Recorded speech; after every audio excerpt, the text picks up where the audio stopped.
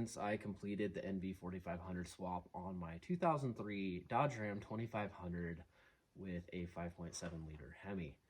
Now, I figured it would be a good time to give an update when I go ahead and finish this video with kind of some of my driving impressions and a little bit of other information. In terms of performing the swap, cakewalk.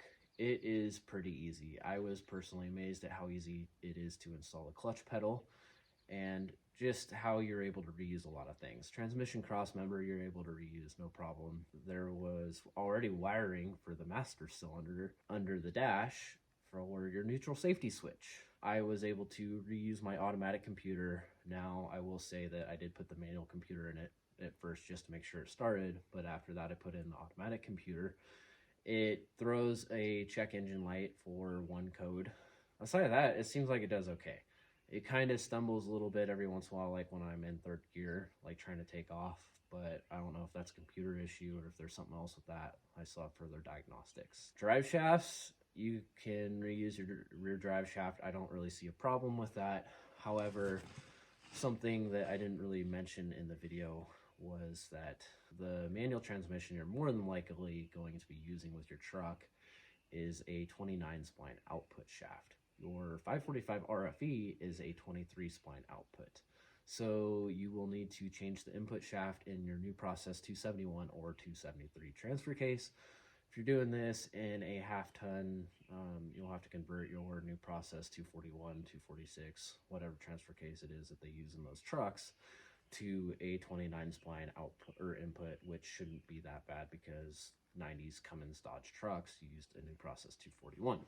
Outside of that, you shouldn't have to do anything about worrying about the slip yoke on the rear of your transfer case for your drive shaft. Your front drive shaft, however, you will have to shorten just a little bit because it does bind up when you put your automatic one in there. I don't have measurements on that quite yet because I put the front drive shaft in the truck and haven't gotten back to it, but I do have measurements for these G56 drive shafts for a four-door short bed. Four-wheel drive, I have measurements for the rear drive shaft of the 545 RFE truck and the NV4500 truck.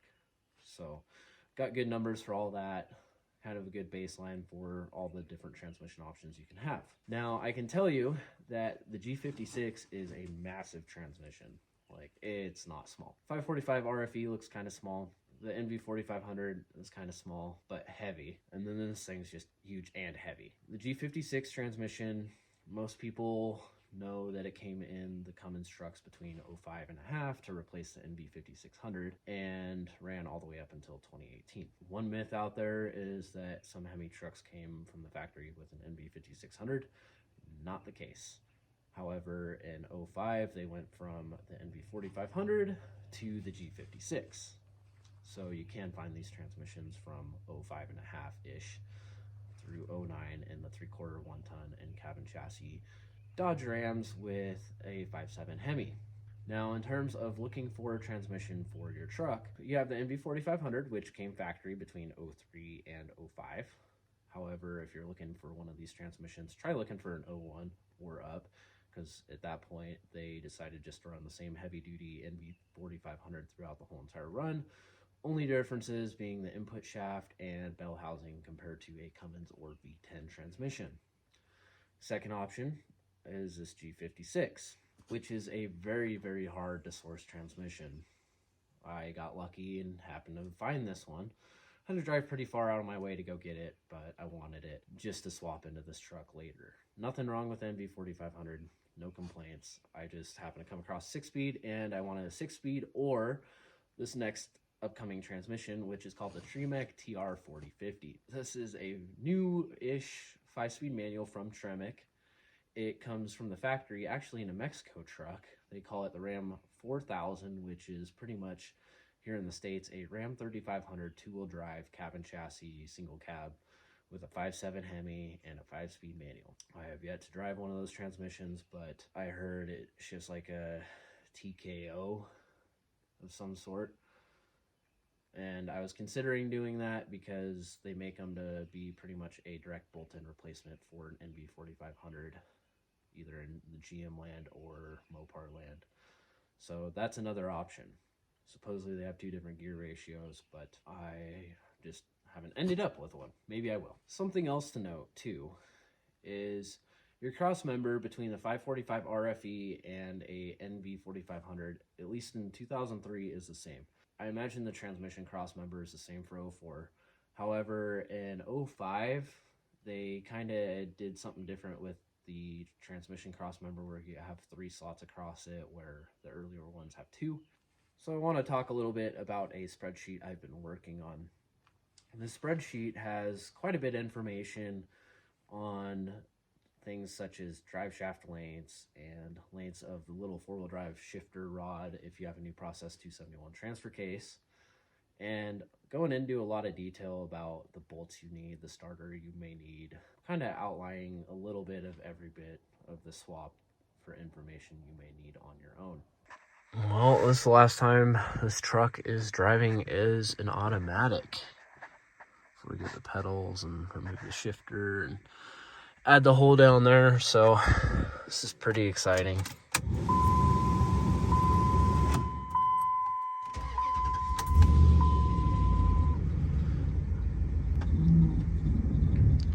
Button on the side for overdrive on or off. Won't have that anymore. It's gonna be weird. Huh. But let's go back it into the shop.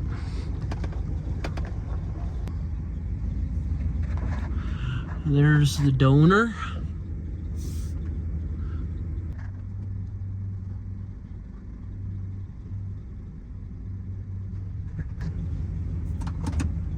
Perfect. And that concludes that.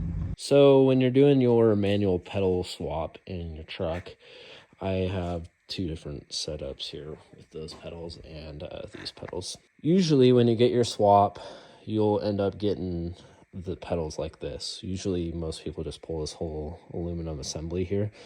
It's actually not what you really need. You need a few different things, and you can use the manual pedals. I think something with this is all tweaked off, so I'm not even going to waste my time trying to install these in the truck, and I have to replace the gas pedal as well. But to give you an idea, you drop the steering column down in the truck, and there's actually a snap ring there, and there's a snap ring there. Your pliers and pop those apart, and then these pins pretty much just slide out. And there's enough room in there, you can grab them and pull them out on this side. And then this one's kind of tight, but you can also kind of finesse it and get it out of the way. But let's say you are installing this into a truck that has no clutch pedal existing. So you're still going to have this hole right here where you can put a pedal in. And something else I want to go over too is depending on your setup, the one right here, or of course on my right, is the power pedal set. The trucks with non-adjustable pedals actually get a plastic clutch pedal like this, but you need the pin, and you can see a snap ring on that side. Those 2 plastic bushings, those actually go, you can see the white portion right there behind the snap ring. Those go in there, and then the snap ring on the other side. So really, this is what you need for your clutch pedal. The pedal itself, the pin with the snap ring on this side of it, and then the 2 plastic washers right there, the other snap ring that's under there. And then how this works on this style is your master cylinder rod goes into here, and then this pin right here just pushes on through and snaps together on that side.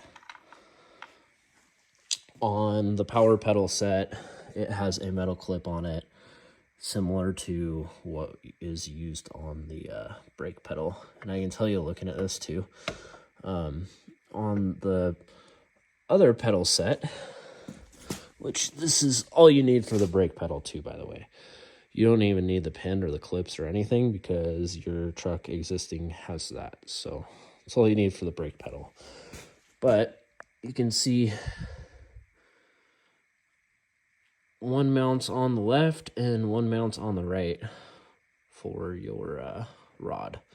but these just use the same style clip, and it looks like the power pedal uses the same little metal clip that you'd use with these. So of course, when you start the swap, you want to disconnect the battery, but a lot of the work is made super easy for us because we just have a plastic cover there that we have to pop off. Now, you're probably gonna have to redo some wiring because people run wires through there because it's easy to drill through and, you know, convenient. And in my case, I have some wiring from when I was like an 18-year-old, so I'll get to clean all that stuff up too. And what you're going to start on first is you are going to pull the plastic around the steering column. Actually, you're going to pull the little knob that I just did already.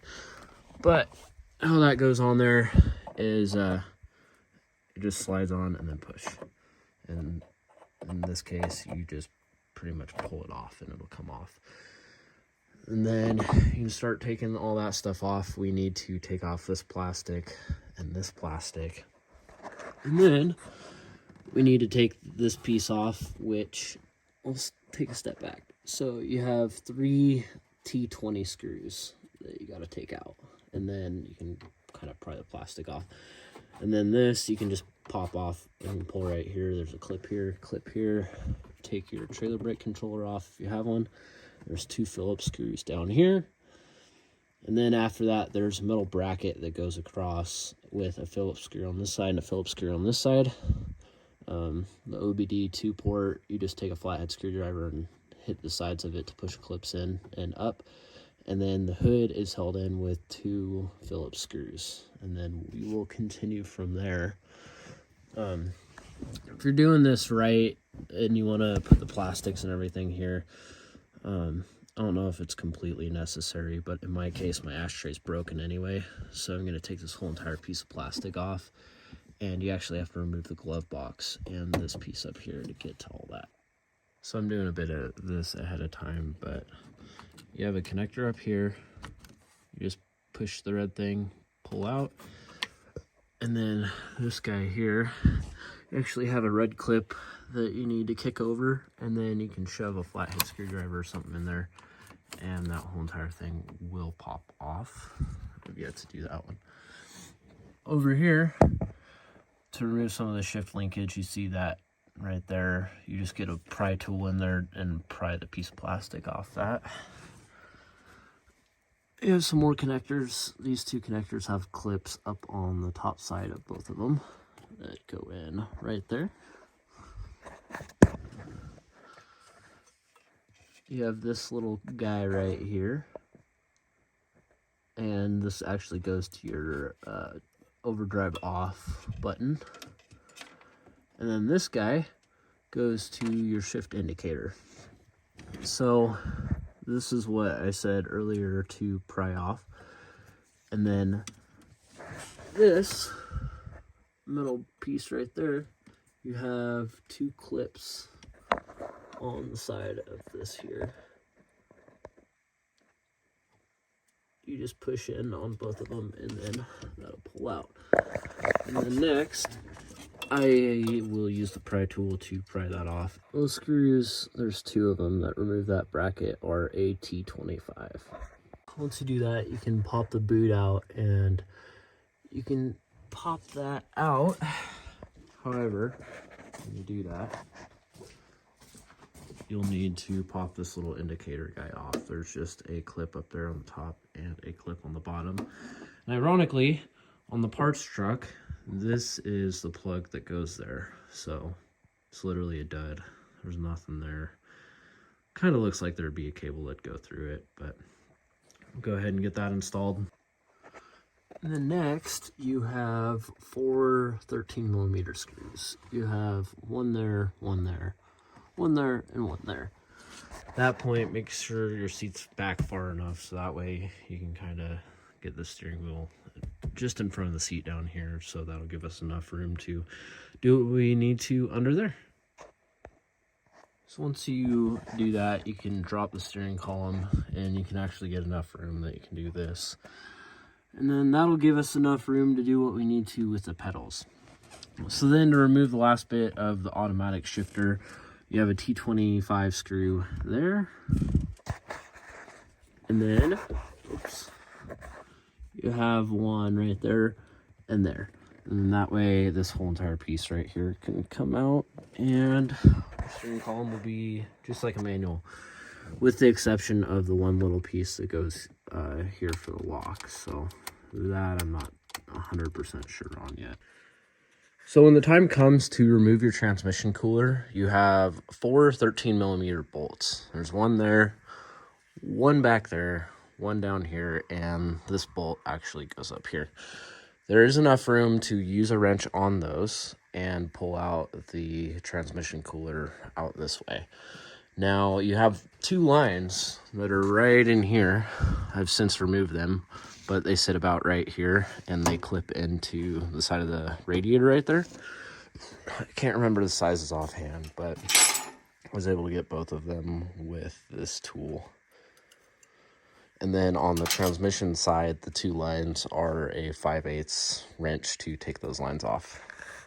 So when you have your transmission removed, I have my manual transmission wiring harness in here, but really what you need to look out for, which I'll try to do in some research on my end and post screenshots of it, but the wires that you'll need for your reverse light, in my case here it looks like it's a purple with a black stripe and green with a brown stripe is my reverse light.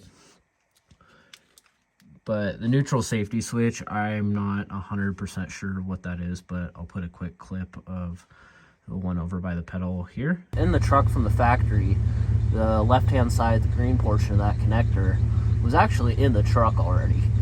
And then the black wires that you see go to your neutral safety switch up there.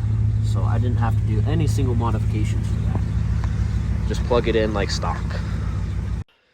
So I want to give some additional information here. So I used a manual truck harness, so that eliminated all the wires needed for the automatic transmission. Now, in your big plug, you're going to have to get the reverse lights, which I showed the 2 colors of the wires earlier out of the manual harness. Don't know for sure if that's the same as the automatic harness, but in addition, you need supposedly what is called the park/neutral sense wires, and those are what need to be jumped to your neutral safety switch. However, what I do not know is how I showed also in the previous clip where you can go up under the dash and you have a little green connector for the neutral safety switch. You may be able to jump those just fine by plugging in a neutral safety switch with your master cylinder and be okay with the automatic harness. That I cannot confirm, but if I find any more details, I'll be sure to update the spreadsheet that's linked in the description. I cut the hole there. You actually want to make it bigger than the little punch out in there, because the first attempt I had at it, I didn't quite make it big enough. So I had to re-large it a little tiny bit. But go ahead and get my pilot bearing into here. And here's why you need the big fat one, is because you need to fill this huge gap right here and then have the little side or little tiny bearing for the input shaft to go in. And the bolts for the crank here are different. I'll post a photo of that. The ones for the manual transmission flywheel are actually taller than the ones for the automatic transmission. When you're ready to tackle the starters, you have 2 16mm bolts that hold it in up here. And then once you take those out, you can drop the starter down, and then you have a 13mm nut, and then you have a clip here that you push the safety tab over, squeeze it, and pull off. But regardless, I wanted to show the differences between these 2 starters. So the one on the left is for the automatic transmission, and the one on the right is for the manual transmission. And you'll see slightly different. Like, for the most part, they look somewhat similar, but the difference is right here in the cone. So this actually sits inside the bell housing of the NV4500, where this is just flat all the way across. Okay, I have the automatic computer in this truck. This is the original computer for this truck. As you can see, the manual harness only has 3 of the 4 connectors, and on the manual computers, this is actually plastic like blank. But have everything all buttoned together, so it should run, hopefully. I have heard that the horn will beep like crazy on these, or at least the Cummins guys have that problem. So I'm just going to leave that kind of loose, so if I need to, I can come out here and just pull it. Okay. Neutral. Push in the clutch.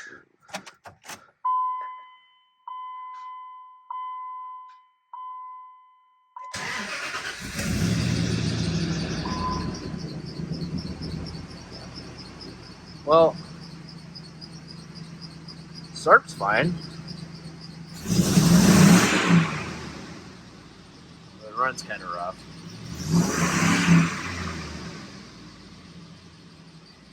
So here it is with the automatic computer. You rev it as far as you want to. Horn is not going off. Now, the one thing I do not know is because I did put the manual computer in this truck at first, and it removed the park, reverse, neutral, drive, blah, blah, blah. It actually came on for a second and then turned off, and hasn't been on since, but let's see if I can start it without pushing in the clutch pedal. Nope. Push in the clutch.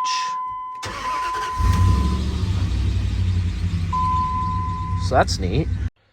So that's the end of this video. I hope a lot of the information that I shared in this video will help you with your swap. I know every detail is not 100% perfect, but I think it should help you get along the lines that you need to be in to get your swap performed. I actually recorded all this information at the beginning of the year in springtime. It is now November of 2023. And I figured, you know what, might as well get the video wrapped up. But the truck had been doing great. I ended up having some engine problems with it later on. However, when I get around to it again this next spring, I plan on actually doing the G56 portion of the swap, and maybe I'll record some details on that, jumping from the NV4500 to the G56.